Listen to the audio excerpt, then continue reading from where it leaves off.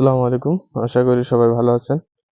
তো এখন আছি আমি একটা পাতাকপি ক্ষেতে, যেটাকে রবি শস্য বলে আসলে। তো এই সময়টাতে আমাদের এই মাঠে ফুলকপি, পাতাকপি এগুলো খুব চাষ হয়। তো ১২ মাসেই কিছু না কিছু থাকেই। তারপরেও এই সময়টাতে আসলে কৃষকের আয়ের একটা ভালো ক্ষেত্র তৈরি হয়। কারণ এগুলার দাম খুব ভালো থাকে এই সময়টাতে, শীতের সময়। দেখতে পাচ্ছেন ফলনটাও খারাপ হয়নি। কপিগুলা সুন্দর হইছে। এখনো ছোট, বিক্রির মতো হয়নি। তারপরেও হয়তো খুব বেশি দিন লাগবে না, এটা উঠছে।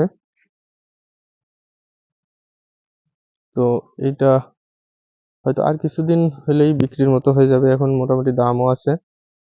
তো দেখতেও অনেক সুন্দর আসলে।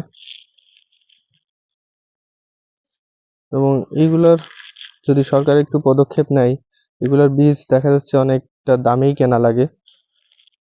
তো সেই দিকে যদি একটু নজর দেয় এবং গুণগত মানটা যদি বাড়ায়, তাহলে দেখা যাচ্ছে ফলন আরো বাড়তে পারে। এবং কৃষির ক্ষেত্রে যদি সরকার একটু ভর্তুকিটা একটু বেশি দিয়ে কৃষকদের সুবিধার জন্য দেয়, তাহলে দেখা যাচ্ছে যা কৃষকরা আরো সুবিধা পাবে, আরো কৃষিক্ষেত্রে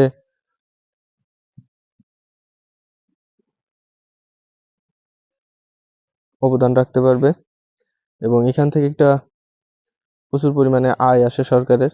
সেই দিকটাও নজর রাখবে, যেমন আহ, সারের সহজলভ্যতা এবং সার যেন কম দামে পাওয়া যায় এবং গুণগত মান ঠিক থাকে, সেগুলো যদি একটু লক্ষ্য রাখে, তাহলেও মনে হয় কৃষিটাকে অনেক দূর এগিয়ে নিয়ে যাওয়া সম্ভব।